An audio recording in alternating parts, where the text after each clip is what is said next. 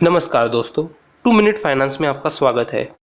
आपने हमारी पिछली वीडियो में देखा है कि कैसे कोरोना वायरस की वजह से स्टॉक मार्केट में एक अच्छी इन्वेस्टमेंट अपॉर्चुनिटी बनी है और इन्वेस्टर इस मार्केट में इन्वेस्ट करके कैसे रिटर्न पा सकते हैं।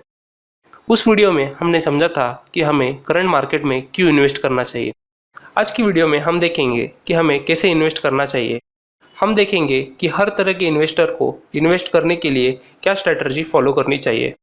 इससे पहले हम आगे बढ़े, ऐसे ही और वीडियो के लिए सब्सक्राइब करिए और सब्सक्राइब करते वक्त नोटिफिकेशन बेल रिंग करना ना भूलिए। किसी भी मेजर स्टॉक मार्केट क्रैश के बाद अगले 5 सालों में शेयर मार्केट ने 15% का मिनिमम CAGR यानी ग्रोथ देखा है, जिसका मतलब ये है कि आपका आज इन्वेस्ट करे हुए पैसे 5 साल में डबल हो जाएंगे। अगर आपने ये वीडियो नहीं देखा है तो उसका लिंक डिस्क्रिप्शन में मिलेगा, उसे जरूर देखें। करंट सिनारियो में 3 तरह के इन्वेस्टर हो सकते हैं। पहली कैटेगरी है वैसे इन्वेस्टर्स जो अभी SIP नहीं करते हैं या पिछले 1 से 3 महीनों में ही SIP स्टार्ट की है।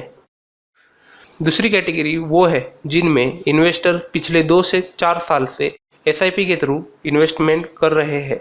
और तीसरी कैटेगरी में वो इन्वेस्टर है जो 5 साल से ज़्यादा अवधि के लिए इन्वेस्ट कर रहे हैं।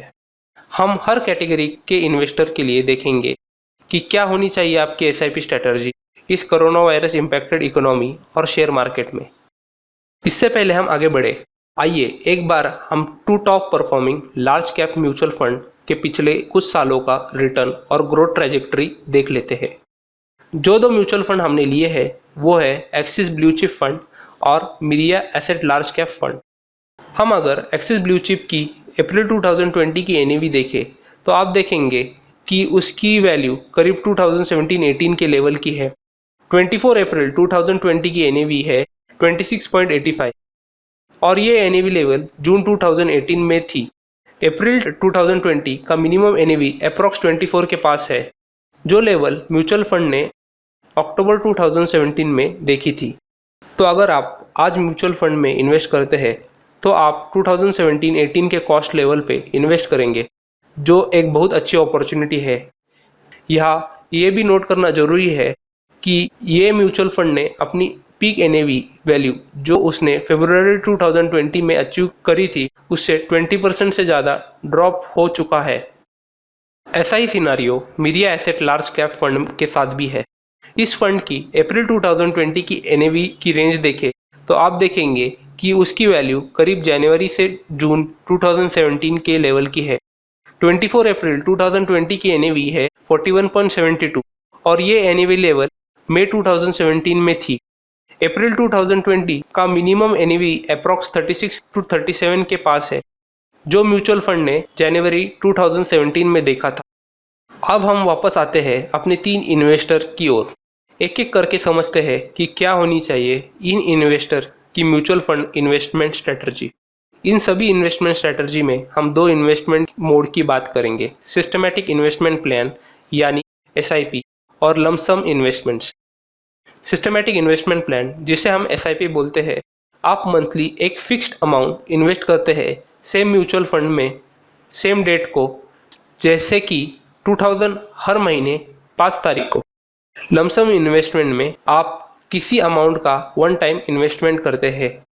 यहाँ ये जरूर नोट कर ले कि हम केवल इक्विटी म्यूचुअल फंड की बात कर रहे हैं। ओवरऑल म्यूचुअल फंड स्ट्रेटजी और डेबिट और बाकी म्यूचुअल फंड स्ट्रेटजी के लिए आप 2 मिनट फाइनेंस के दूसरे वीडियो देखें। फर्स्ट कैटेगरी इन्वेस्टर वो इन्वेस्टर है जो अभी SIP नहीं करते हैं या पिछले कुछ महीनों में ही SIP स्टार्ट की है। आपके लिए ये बेस्ट टाइम है SIP स्टार्ट करने का। अगर आप SIP ऑलरेडी शुरू कर दी है तो उसमें इन्वेस्ट करते रहिए और पॉसिबल हो तो SIP अमाउंट बढ़ा ले, कम से कम अगले 6 से 8 महीनों के लिए। अगर आप 5,000 का मंथली SIP करना चाहते हैं तो आप 3,000 की SIP axis blue chip growth fund में और 1,000 की SIP Kotak emerging equity fund और मिरिया एसेट हाइब्रिड इक्विटी फंड में शुरू करें। 10,000 की इन्वेस्टमेंट के लिए इन्हीं म्यूचुअल फंड में 6,000, 2,000 और 2,000 इन्वेस्ट करिए। अगर आपके लिए पॉसिबल हो तो अगले 6 से 8 महीनों के लिए अपनी SIP थोड़ी बढ़ा दें, जैसे 5,000 की एसआईपी के केस में अगर आप 6 से 7 हज़ार इन्वेस्ट कर सके अगले 6 से 8 महीनों के लिए। उसी तरह अगर आपके पास एक लमसम अमाउंट है जो आप इन्वेस्ट करना चाहते हैं तो उसे भी अगले 3 महीनों में स्प्रेड करके इन्वेस्ट कर दे। जैसे अगर आपको 50,000 इन्वेस्ट करने हैं तो 20,000, 15,000 और 15,000 करके 3 महीनों में इन्वेस्ट कर दे एक्सिस ब्लू चिप फंड में। आपको इसका फ़ायदा मिलेगा क्योंकि आप ज़्यादा यूनिट सस्ते दामों में खरीद पाएंगे, क्योंकि 8 से 12 महीनों में स्टॉक मार्केट की स्ट्रॉन्ग रिकवरी शुरू हो सकती है। सेकंड कैटेगरी इन्वेस्टर वो इन्वेस्टर है जो पिछले 2 से 4 साल से एसआईपी के थ्रू इन्वेस्ट कर रहे हैं। आपको अपने पोर्टफोलियो में जरूर नेगेटिव रिटर्न दिख रहा होगा, पर आपको इससे घबराने की ज़रूरत नहीं है। एसआईपी का पर्पस यही है कि आपको लॉन्ग टर्म में आपके इन्वेस्टमेंट पे शेयर मार्केट के अप डाउन का असर ना पड़े। इस डिप को आपको एक अपॉर्चुनिटी समझना चाहिए। सबसे पहले आप अपनी एसआईपी बिल्कुल ना रोकें। हाँ, पर एक बार अपनी फंड की परफॉर्मेंस रिव्यू जरूर कर ले। अगर आपके फंड ने अपने सेगमेंट में अच्छा परफॉर्म नहीं किया है तो जरूर अपना फंड स्विच कर ले। जब मार्केट की रिकवरी होगी तो ये जरूरी है कि आपका पैसा अच्छे फंड में लगा हो, और अगर पॉसिबल हो तो अपना एसआईपी अमाउंट अगले 6 से 8 महीनों के लिए बढ़ा दे, जितना भी आप बढ़ा सकते हो।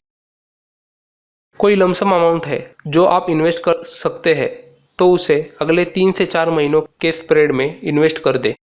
जैसे अगर आपके पास 1 लाख इन्वेस्ट करने को है तो 20-20 हज़ार करके 3 से 4 महीनों में अपने एसआईपी वाले फंड में इन्वेस्ट कर दे।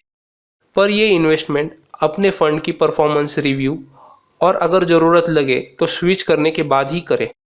इस कैटेगरी के इन्वेस्टर्स के लिए भी हम वही 3 फंड और एसआईपी डिस्ट्रीब्यूशन रेकमेंड करते हैं। Axis blue chip growth fund में 60%, कोटक इमर्जिंग इक्विटी फंड में 20% और मिरिया एसेट हाइब्रिड इक्विटी फंड में 20%। थर्ड कैटेगरी इन्वेस्टर वो इन्वेस्टर है जो 5 साल से ज़्यादा अवधि के लिए इन्वेस्ट कर रहे हैं। आपके पोर्टफोलियो की करंट कंडीशन इस पे निर्भर करती है कि आप कितने साल से एसआईपी में इन्वेस्ट कर रहे हैं और आप अपनी एसआईपी की अमाउंट हर साल या 2-3 सालों में बढ़ा रहे हैं या नहीं। मोस्ट प्रोबेबली आपका पोर्टफोलियो ब्रेक इवन या माइनर प्रॉफिट लेवल पे होगा।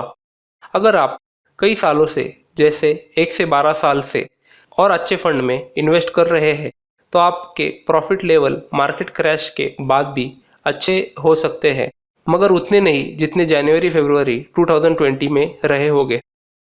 जनवरी-फरवरी 2020 के लेवल से आपने पोर्टफोलियो में 10 से 30% का ड्रॉप देखा होगा।